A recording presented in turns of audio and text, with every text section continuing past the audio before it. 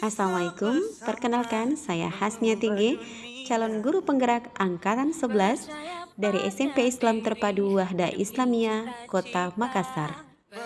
Perkenalkan, fasilitator dan pengajar praktik, Ibu Nur Aini sebagai fasilitator dan Bapak Muhammad Kasim Idam sebagai pengajar praktik. Pada video kali ini akan membahas mengenai aksi nyata modul 1.4 diseminasi budaya positif terhadap rekan sejawat dan murid bersama saya Hasniati G.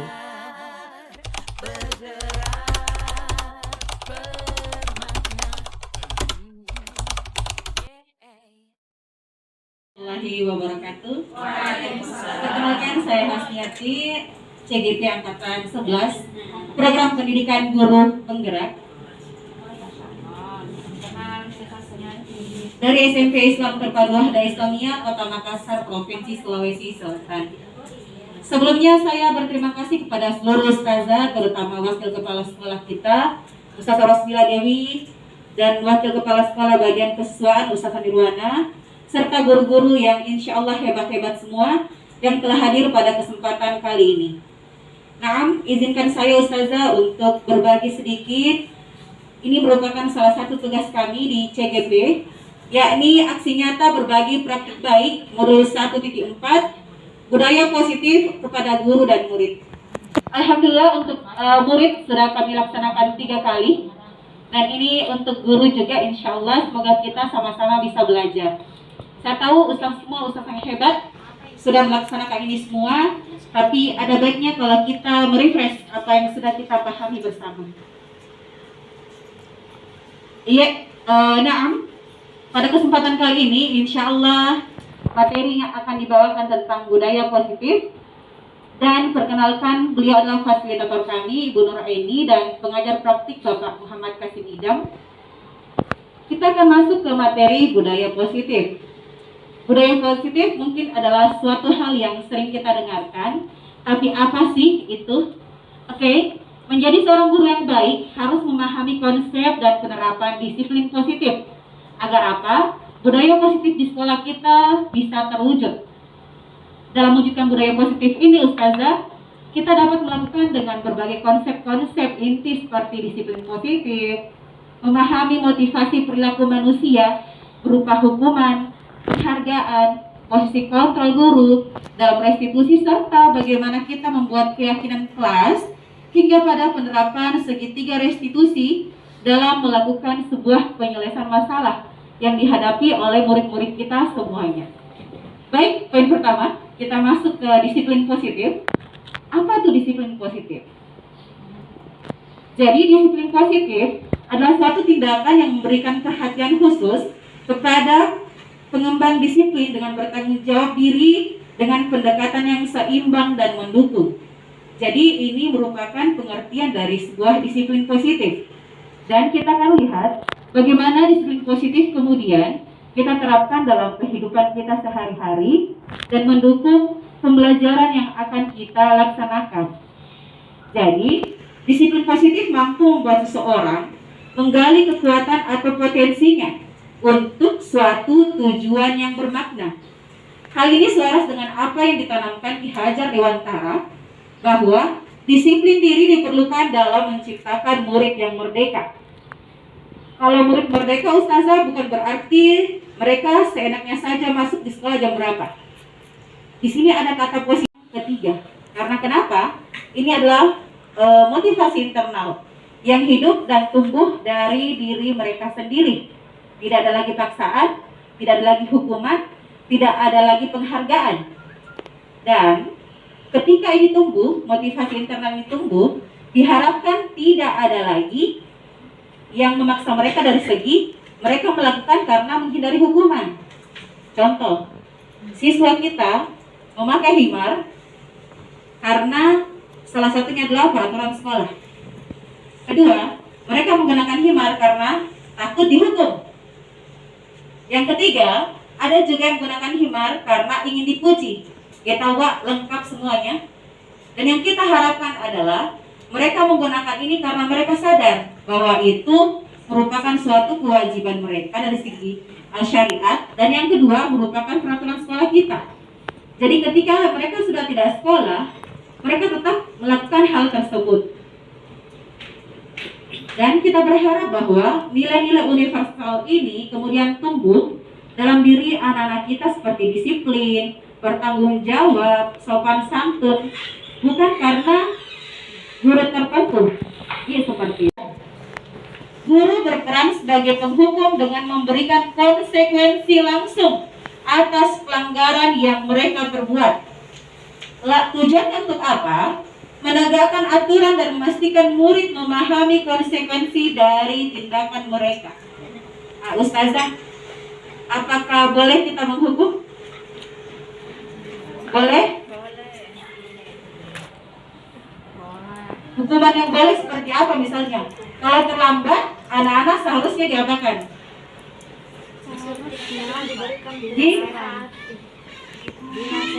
Dinasehati. Oke, next kita lihat. Ini juga yang menjadi miskonsepsi saya dulu, bahwa ketika anak-anak terlambat, oke, kita hukum dia. Tapi ternyata hukuman ini boleh-boleh saja. Tapi hukuman yang harus sesuai dengan apa yang mereka lakukan. Misal, anak-anak yang terlambat, kita hukum, boleh. Tapi kembali lagi, harus relevan dengan hukuman atau pelanggaran yang dia lakukan. Misal, jika murid terlambat, bukan hanya memberikan hukuman, tetapi juga membahas dampak yang akan didapatkan di masa depan. Misalnya kalau kamu sering terlambat, nanti seperti ini.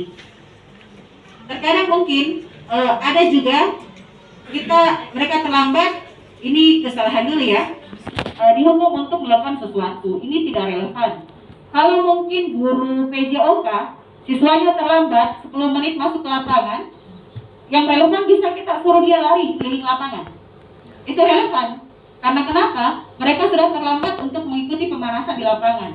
Hukumannya, kamu lari. Itu relevan dengan mata pelajaran kita. Seperti itu. Next, kita akan menuju ke posisi kontrol yang kedua, adalah sebagai seorang pemberi rasa bersalah. Pemberi rasa bersalah ini terkadang orang memposisikan dirinya sebagai orang yang lembut, maaf ya, lembut, kemudian dia membuat bahasa tubuh dan suara seolah-olah mengintimidasi murid. Ini keterlambatan. Ternyata setelah restitusi kami cek kembali, besoknya dia sudah mengganti pelanggarannya dengan kesadarannya. Misalnya kemarin ada siswa kelas 9B2 tidak pakai himar, rajin. Kami restitusi, akhirnya besoknya dia sadar dan dia sendirian kemudian mengambil tindakan apa yang harus saya lakukan, strategi yang apa yang harus saya lakukan. Bukan lagi kita yang memberikan strategi ke mereka. Selanjutnya ada juga guru yang berperan sebagai teman. Pada posisi ini guru tidak menyakiti murid, tapi dia berupaya untuk mengontrol murid melalui pendekatan yang persuasif. Dia memposisikan dirinya agar dia tidak berdampak negatif, tapi dia bisa memberikan dampak yang positif. Guru ini bersikap ramah, akrab, tapi ada juga negatifnya, Ustazah. Misal, ketika anak itu melakukan sebuah kesalahan, dia mengatakan, oh tidak apa-apa, masuk saja, nanti saya akan bantu kalian. Tapi negatifnya adalah ketika anak itu melakukan kesalahan lagi dan kita tidak membelanya, dia justru membaliki kita. Oh ternyata Ustazah sampai begitu, jadi hanya begitu Ustazah. Positifnya Ustazah menjadi seorang teman, kita bisa menggali banyak informasi dari teman kita. Terkadang anak remaja di usia SMP lebih terbuka kepada gurunya dibandingkan kepada orang tuanya. Ini merupakan satu hal yang baik juga, bisa memberikan kita informasi tambahan. Tapi ingat, ketika kita sudah berjanji ke anak-anak tersebut lalu kita langgar, dia sudah mulai mencap kita sebagai orang yang tidak bisa dipercaya. Lanjut Ustazah, ada poin selanjutnya setelah teman, yakni sebagai pemantau. Pemantau ini dia hanya mengawasi dan bertanggung jawab atas orang-orang yang diawasi, atas peraturan sekolah yang telah kita buat. Dan yang terakhir adalah manajer. Posisi ini posisi yang paling terbaik. Karena kenapa? Kita sebagai seorang guru berusaha untuk menstabilkan anak-anak, memahami apa yang dia lakukan, dan berusaha menolong mereka untuk mencari jalan keluar dari apa yang mereka lakukan tanpa kita yang memberikan solusi. Tapi dia sendiri yang mencari solusi atas permasalahannya. Kita hanya sebagai seorang motivator dan fasilitator. Selebihnya biarkan mereka untuk berpikir. Tapi tidak sampai sini. Kita kemudian melakukan follow up apa yang sudah dia lakukan atas solusi dari permasalahannya sendiri. Dari sini Ustazah, dari 5 posisi kontrol ini, sebaiknya kita berperan sebagai posisi yang keberapa kira-kira? Betul sekali. Kita sebaiknya mengambil posisi sebagai posisi manajer, atau kita menjadi teman yang kemudian memberitakan mereka. Karena kenapa? Hal ini kita melakukannya bersama murid, mempersilahkan murid bertanggung jawab atas apa yang mereka lakukan, serta memberikan dukungan untuk menemukan solusi dari permasalahan mereka sendiri. Agar apa? Mereka bisa menjadi diri yang lebih positif dan kembali ke lingkungan mereka dengan lebih baik dan menjadi manusia merdeka sesuai dengan filosofi pendidikan Ki Hajar Dewantara. Nah, Ustazah, dari semua ini ada salah satu hal yang bisa kita terapkan, yakni melakukan segitiga restitusi. Apa itu segitiga restitusi? Proses menciptakan kondisi bagi murid untuk memperbaiki kesalahan mereka sehingga mereka bisa kembali pada kelompok mereka dengan karakter yang lebih kuat. Ini mungkin sangat sering dilakukan oleh guru BK kita serta ustazah yang lainnya. Kemarin kami sempat dapati seorang murid yang satu kami masih di kelasnya, lalu dia mengatai temannya dengan kata-kata kebun binatang. Karena dia tidak suka dengan satu kelompok dengan teman itu. Jadi yang kami lakukan pertama adalah mendekati dulu, mencari tahu apa yang terjadi dengan dia. Tapi restitusi ini tidak selesai satu hari, Ustazah. Bisa 1 pekan dan seterusnya. Sama mungkin pengalaman dari guru-guru BK kita di sini yang Masya Allah dalam menangani kasus-kasus yang terjadi. Tapi sekali lagi, kasus yang terjadi, restitusi ini bukan hanya untuk BK, tapi kita semua. Dan restitusi ini Ustazah dia memiliki 3 tahap dalam penyelesaiannya. Yang pertama, kita diajak untuk menstabilkan identitas murid, memvalidasi tindakan yang salah, lalu yang terakhir adalah menanyakan keyakinan. Menstabilkan identitas maksudnya, ketika anak-anak bersalah, kita langsung marahin, kau bintang, nah, kau bintang, selalu begitu. Tidak, kita menanyakan bahwa tidak apa-apa, salah itu biasa, kita semua punya salah. Tidak apa-apa ya, bisa berbicara dengan saya. Kalau kamu nyaman berbicara dengan saya, ayo kita bicara sama-sama mencari jalan keluar dari posisi hal ini. Lalu, memvalidasi tindakan yang salah. Apa yang dia lakukan? Lalu bagaimana cara kita meyakinkan bahwa saya tidak mencari siapa yang salah dan siapa yang benar. Kita sama-sama belajar untuk mencari solusi dari apa yang kamu alami hari ini. Setelah itu, kita menanyakan apa sih keyakinan sekolah kita tentang hal ini. Misalnya tentang berbicara kotor kepada temannya. Apa keyakinan kita? Apa yang harus kita lakukan? Dan terakhir, ajak mereka untuk mencari solusi. Dan solusi yang diharapkan di sini Ustazah, win-win solution. Artinya, si korban dapat ganti rugi, pelaku juga dapat pelajaran dari sini.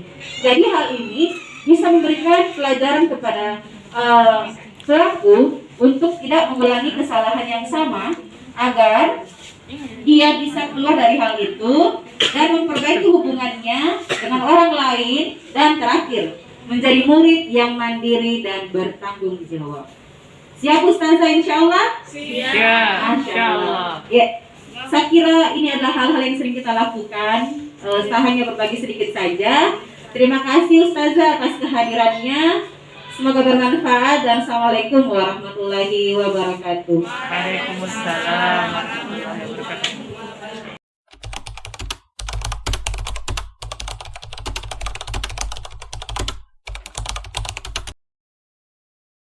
Oke, baik. Bismillah. Assalamualaikum warahmatullahi wabarakatuh.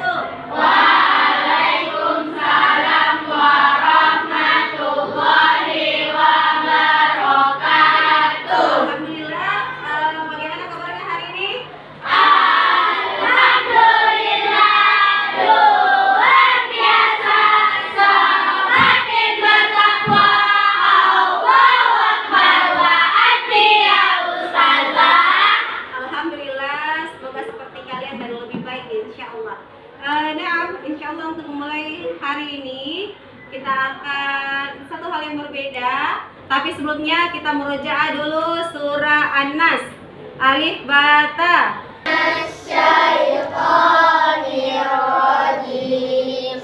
Bismillahirrahmanirrahim. Nas, Malikin Nas, Ilahin Nas, Fasil Khannas, Alladzi yuwaswisu fi sudurin nas. Kalian insyaallah hari ini kita akan membuat kesepakatan. Pernah dengar kesepakatan kelas? Sudah. Sekarang angkat tangan. Jangan takut, tidak ada yang salah karena kita sedang belajar. Siapa? Oke, dua ya. Pertama. Oke, seperti aku terang kelas Aish. Sama. Bisa diulang apa yang sama? Bagus. Itu sama dengan peraturan kelas. Bedanya, kalau peraturan itu mungkin tidak boleh makan dalam kelas, begitu kan? Iya. Hari ini kita akan membuat peraturan kelas yang akan kita sepakati bersama menjadi sebuah kesepakatan kelas. Jadi caranya adalah kita membuat dulu, kalian semua sebentar naik. Jadi kalian satu persatu akan naik menulis ke papan, menuliskan apa peraturan yang kalian inginkan. Ustazah mau tanya dulu ini, kalian suka kelas yang seperti apa? Bersih. Apalagi tidak ribut. Kompak. Oke, it's okay. Bagus semua. Sekarang kalian lihat di sini. Buat peraturan kata negatifnya menjadi kata-kata yang positif. Setelah itu kita akan memilah. Yang mana yang sama dan itu yang kita satukan. Setelah itu kita akan membuat dia menjadi kesepakatan kelas yang akan kita sepakati bersama. Untuk apa? Tujuannya kesepakatan kelas agar kelasnya menjadi kompak, apalagi bertanggung jawab, dan yang penting adalah kalian nyaman dalam belajar. Ustazah punya spidol di sini. Silakan dari sebelah sini tertib, teratur, atau ingat dulu apa sih yang ingin kalian tulis. Tidak usah takut untuk sama. Sama itu tidak apa-apa. Berarti keinginan kalian semua ada yang sama dalam hal itu. Apa yang kamu inginkan di kelas kamu, misalnya tidak ribut, apalagi tidak apa? Tidak apa? Tidak makan di kelas, tidak membuang sampah. Ya, sekarang dari sebelah sini dulu, silakan naik. Tempat tulisnya di sini, ya. Jadi karena kalian ada 20 lebih, simpankan space untuk teman-teman kalian, oke? Berurutan ke belakang. Silakan tulis apa yang kamu inginkan dari kalimat nomor 1. Apa yang kamu inginkan di kelas kita? Tidak ribut. Oke, terima kasih. Silakan ditulis apa yang kalian inginkan dari kelas kalian ini supaya proses belajar kalian lebih enak, lebih nyaman, dan lebih teratur. Silakan sambil dipikir ya.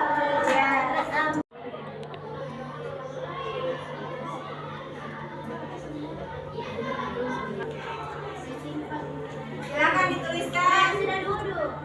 Yang tidak menulis juga boleh langsung menyebutkan secara lisan. Tapi sebentar ya.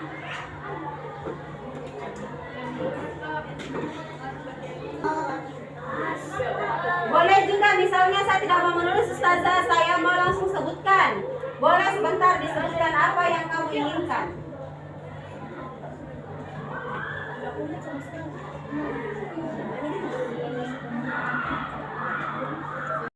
Perhatikan, silakan semua menulis apa yang ingin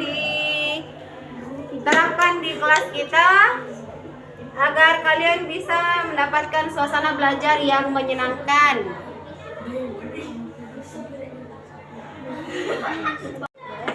Silakan menuliskan apa yang ingin kamu harapkan ya, atau yang kamu harapkan di kelas kita.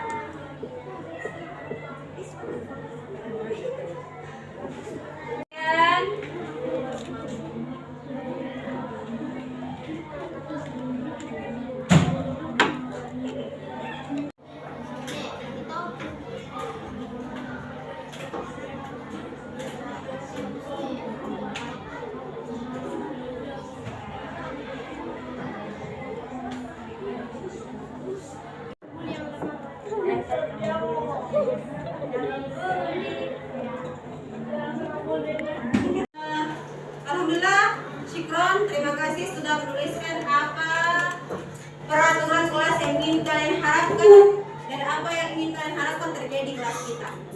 Sekarang kita lihat, poin yang kedua adalah mengubah kata-kata negatif menjadi kata-kata positif. 1. Tidak ribut menjadi apa? Apa kira-kira? Menjaga? Menjaga? Kalau tidak boleh ribut berarti tertib dan tenang. Oke?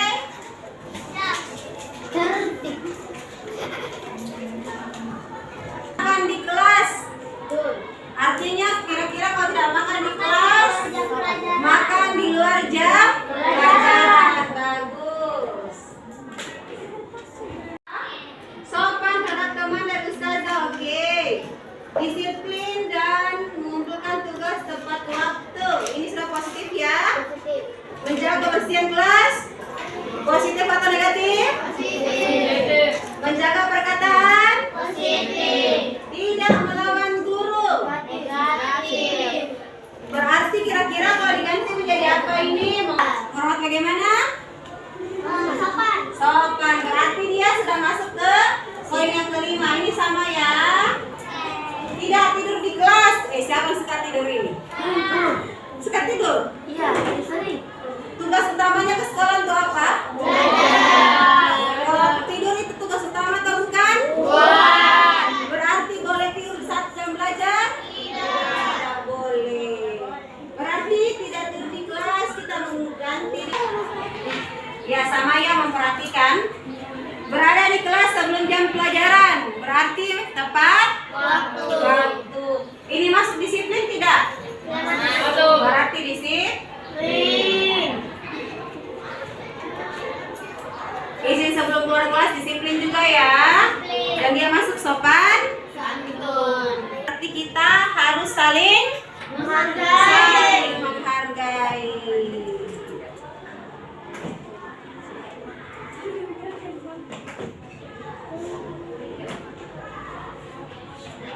Tidak makan sama tadi ya, sudah ada.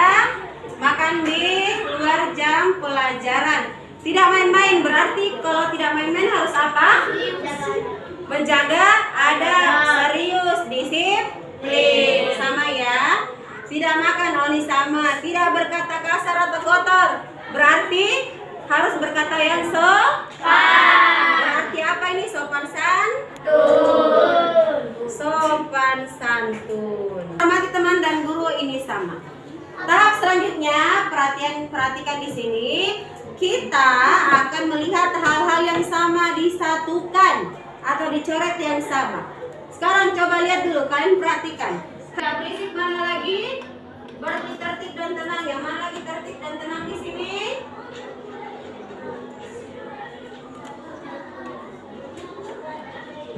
Oke, sekarang kita menuju ke sebelah sini. Kita akan satukan yang sama sehingga tercipta hal yang kita inginkan bersama. Dan tertib dan tenang saat apa? Saat belajar. Kedua apa lagi? Menghargai waktu, berarti disiplin.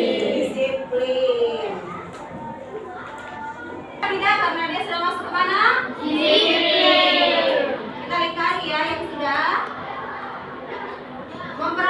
Ustazah? Berarti dia fokus. Fokus apa?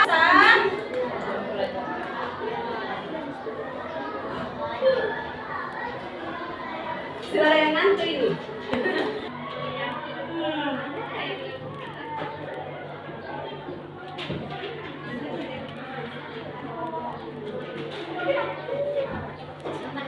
Disiplin dalam mengumpulkan tugas, dia sudah ada? Ada. Masuk yang ke poin berapa? 2. Menjaga kebersihan kelas penting? Penting. Berarti di sini kira-kira apa bahasa yang bisa kita tuliskan? Menjaga kebersihan dan kenyamanan kelas.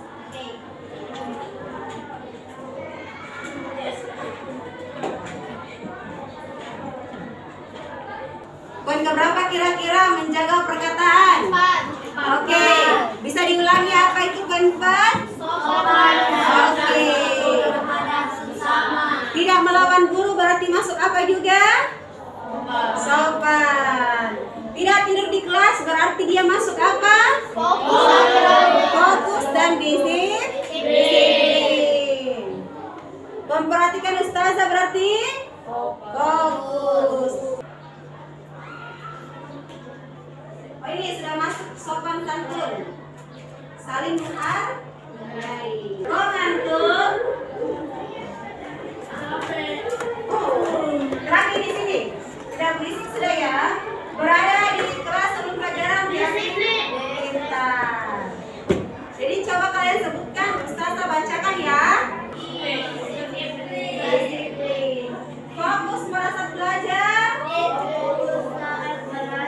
Disiplin dan bertanggung jawab.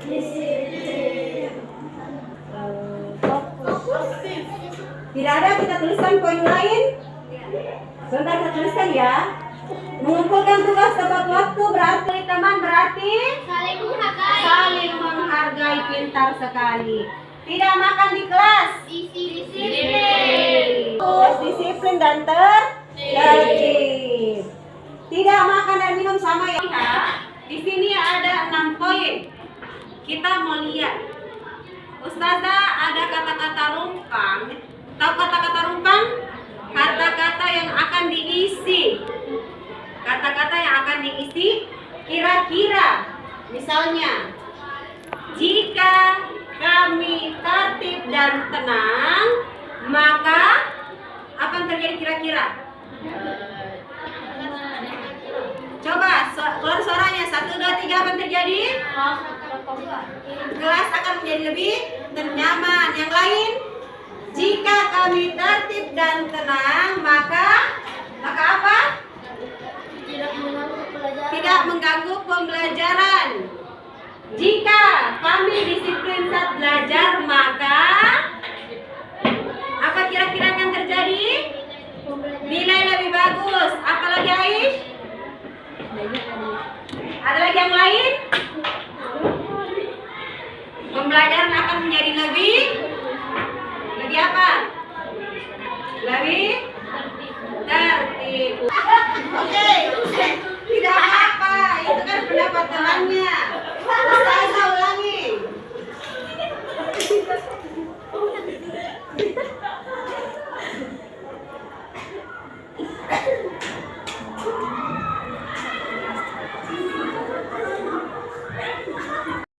Sekarang lihat, kita sudah punya 6 kesepakatan kelas dan kita akan mengisi kalimat rumpang ini. Ustazah berharap sekretaris kelas mana? Dicatat ya, dicatat. Lalu ini akan kita buatkan semacam apa? Spanduk atau poster dan ditempel di kelas kita agar kalian bisa baca suatu saat nanti ketika dibutuhkan. Sekarang kita akan bermain. Di sini ada sebuah kalimat rumpang. Kita akan masukkan ke sini. Oke, sekarang dengar ya. Ustazah yang baca, kalian yang keluarkan jawabannya. Jika kami tertib dan tenang saat belajar, maka akan nyaman. Apa yang nyaman?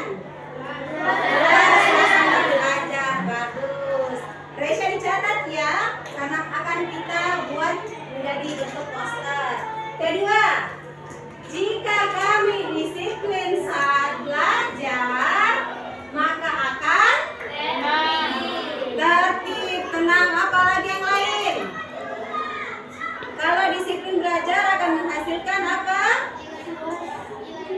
Nilai yang lebih baik, pemahaman yang lebih baik dalam belajar. Jika kami fokus saat belajar, maka akan mudah apa? Memahami apa? Oke, mudah memahami pelajaran. Jika kami sopan dan santun terhadap sesama, maka akan, kalau kamu sopan dan santun terhadap sesama, kalian akan apa? Akur. Akur, betul. Apa lagi yang lain? Akan apa? Rukun. Apa lagi? Tidak terjadi konflik dan tidak terjadi perselisihan. Enak tidak kalau seperti itu? Enak. Karena ingat, kelas yang kuat adalah kelas yang bersatu. Tadi kita sudah membuat bersama kesepakatan kelas, dan kesepakatan ini akan kita gunakan di kelas, dan sewaktu-waktu akan kita tinjau jika ada hal-hal yang perlu untuk diperbaharui atau ditambahkan. Dan terakhir, mari kita gunakan kesepakatan kelas ini untuk menciptakan kelas yang nyaman. Oke, kelas 7B2. Kita bisa bersama mengubah dunia. Percaya pada diri demi cita-cita. Oke, baik, terima kasih untuk hari ini. Semoga kesepakatan kelas ini bisa kita jalankan bersama. Dan Assalamualaikum warahmatullahi wabarakatuh.